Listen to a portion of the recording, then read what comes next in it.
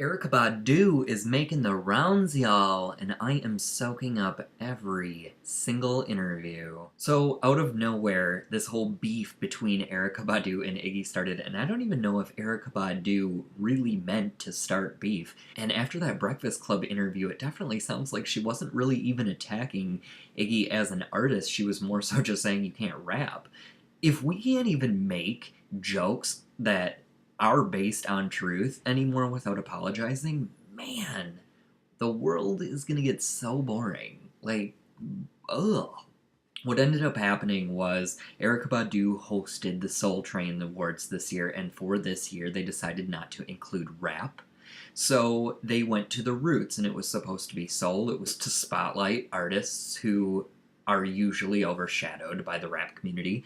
And it was a really cool move for the Soul Train Awards to do. They had Erykah Badu host it. What a good host for the Soul Train Awards. She's so eclectic and funky. I just love her. But when she was on stage hosting, she made a comment towards Iggy Azalea, pretending she was on the phone with her, and then just saying that she could come to the awards because what Iggy does is definitely not rap. That is the best shade. That is good shade. And what really bothers me about this is Iggy went on Twitter, and she's been on social media for a while. She went on Twitter and she released something to the effect of, glad to see that everybody is still trying to discredit my 2014 accomplishments. Wait till 2016, blah. Like, I understand why she feels attacked. She was run out of the game. She wasn't doing well. Her live performances were awful, and a lot of people were saying that T.I. was writing her bars, and then T.I. dropped her. Well, it seemed like he was trying to hold on to her for a while, but they couldn't make it work.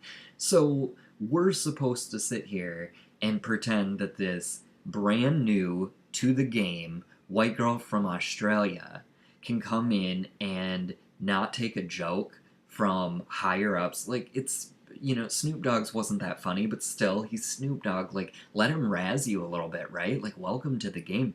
And then, the Erykah Badu, and I understand more of the Azalea Banks beef. Like, those two are both fresh and new and stuff, but sometimes Azalea says stuff that's right on with Iggy. Like, it's just, Iggy's getting a free pass with so much just because she's the white girl who was the poster child for Forever 21. I'm really confused. I loved Iggy. When Pussy dropped, that was Iggy. Iggy got soft. You guys, mainstream people, don't know Iggy. Iggy was different. Iggy was cool. She was really raw. And she, honestly, in my head, I thought her and Azalea Banks were going to be, like, tight. Like, I thought they were going to collab with early Iggy. I can see why a lot of beginning hardcore fans of Iggy dropped her, because she changed. She turned into a whole different money-making machine. She left the art to go cash a check. I'm not judging it. I'm just saying I think it's weird that she expects the same respect from the community even though she's driving after a paycheck. Like, I feel like there's two lanes in art. There's the one that has the people who go into the field because it's a quick way to get a lot of money, and I'm not judging those people, but you're in a different lane than a true artist who's in it to help inform the people, to rile up opinions and get a dialogue going, to move a society forward in communication, to get people uncomfortable and get them talking about your art, good or bad. It doesn't have to be one or the other. It just needs to get dialogue going.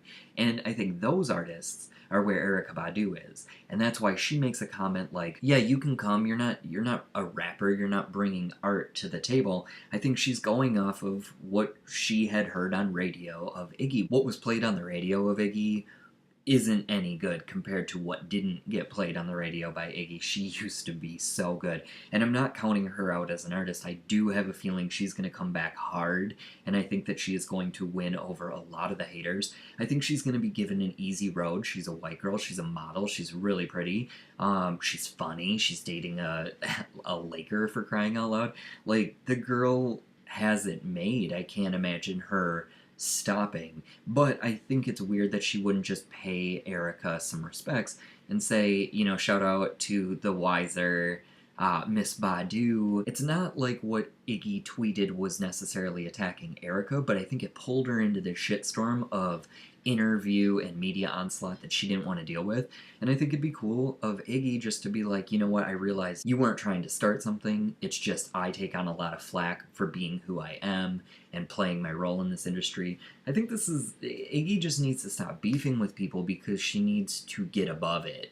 And I don't think Erykah was trying to start shit. Erykah's a genius. She is a true artist. That's a woman that all of these people coming in the game, including Iggy, should be aspiring to. She is a lyricist, a poet who does not censor herself. She has so many beautiful poetry slams. She has so many beautiful readings.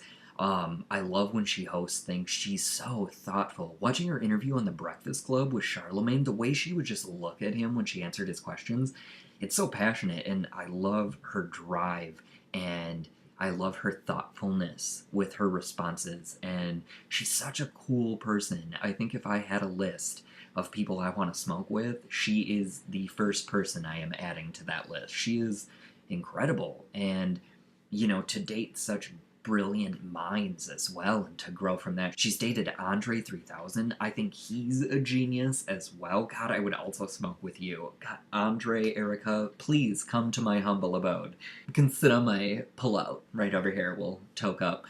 No, but for real, she dated Common. She also dated Jay Fantastica, and they were goofing around in the booth at Breakfast Club about him not releasing music because Erykah has not given her approval. I think she's this force when you are around her or dating her, and I'm not saying that in a way she's actually controlling his music coming out, because obviously that's not true, but I think she does influence you a lot if you're in her circle. I think the social media that she puts out there, I think she's very smart, and that's why, just coming from a place, I really don't think she was trying to get into beef with some 24-year-old. Like, it doesn't make sense.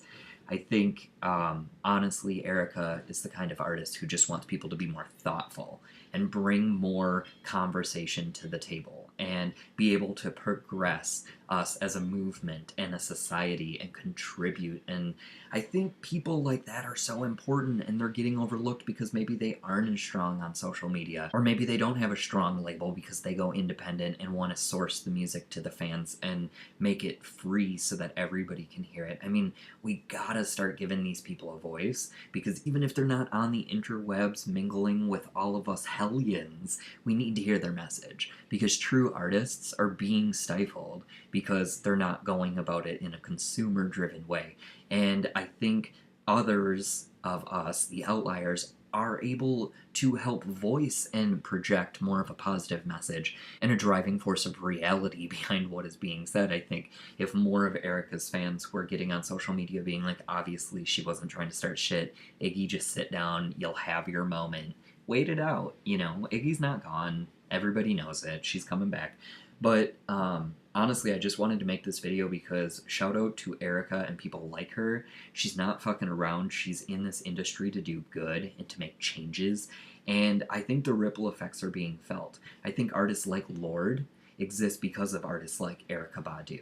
And I think artists like Erykah Badu come from artists like Maya Angelou. And, it's a trend that should keep replacing itself. Hopefully we don't kill out the voice of the true and the truth seekers.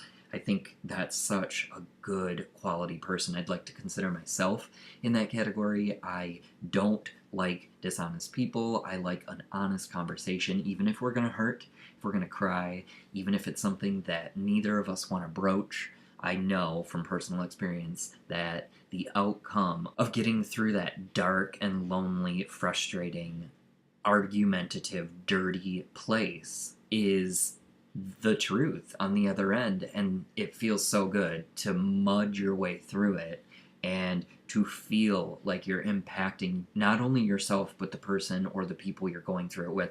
There's something to that. And with her video for Windows Seat, which she was actually just on The Breakfast Club talking about, that's that interview, and in the video, which basically is taking place in JFK time, it's set in the same scenario of where his assassination took place, which is the first bit of real truth to that. She's kind of comparing her struggle and humanity's struggle, to be honest and share our honest selves, with the world to the one that JFK was going through, a lot of people tend to think that that's the reason JFK was assassinated. He was a true patriot for the people. He was going to disrupt the banks and the military, and he was ball busting. And if you're killed for the truth, does that stifle it? Or can we keep shedding layers progressively as a collective? So when she takes off an article of clothing, it's basically representing her shedding a layer of herself that is fake, or shedding a layer of herself that is labeled. And she was talking about it being able to go down to parts of you that you think you identify with,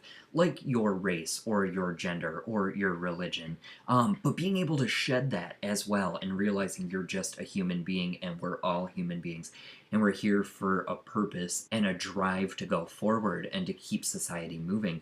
And I think this video spotlights that fantastically. And at the end of the video, with her getting shot, when she finally sheds that last layer of clothing, being able to be truly who she is, just this honest spirit in seek of light and knowledge and faith. And it's just sad. It's sad because it's so real. I think how it ends with everybody just watching and her describing how people in groups feel less shame about judging the individual because you have to take less on. You don't take on as much of the burden of guilting somebody for living their true self. But I think it's such an impactful message, and it's so moving to be able to allow each other to live as our true selves and do it with no judgment. That's truly such a challenge, and it's so much harder to do than it is to judge somebody. And you think about stuff like that, you know? You think about how easy it is to judge somebody so quickly just for physical appearance or their physical traits. But honestly, if we took the time, if we went deeper, and we actually got to know every person individually instead of categorizing them as women and men, or black and white, or Christian and Jew, if we went beyond labels, and that's what she's talking about, shedding labels, if we went beyond that, we would be on such a higher platform right now. We would be such a more highly developed intellectual species. It would be incredible. And people like her are getting us there. I think that's awesome. I remember first being introduced with Erykah Badu way back in the day, the 90s, man. But it was with her video On and On. I loved that video. And obviously Call Tyrone, she got a lot of jokes for that. And then Love of My Life. Those were all such great songs. And I remember turning it on. She always reminded me so much of Lauryn Hill.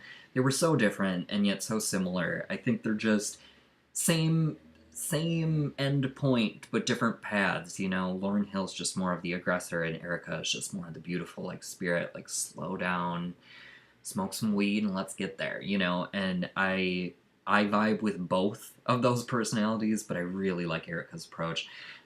I really hope a younger generation gets into her music and gets into other artists like her. I love that she's a big fan of Dej Loaf. Honestly, I'm a big fan of Dej Loaf, and the fact that she got to open for Erykah on that tour, that was awesome. Honestly, there are more artists out there that are really hard to hear because they're not on the radio, but they inspire you, and they make you want to be more, and those are the people we need to promote. And whether it's self-promotion or just getting social media a buzz, and if it takes an Iggy fight, so be it, right? Anyway, I just wanted to get a conversation going about that today, because that's what my mind was on. Alright, well, I look forward to talking to you tomorrow. Leave comments below on what you think of Miss Badu, and let's go forward, shall we? Peace.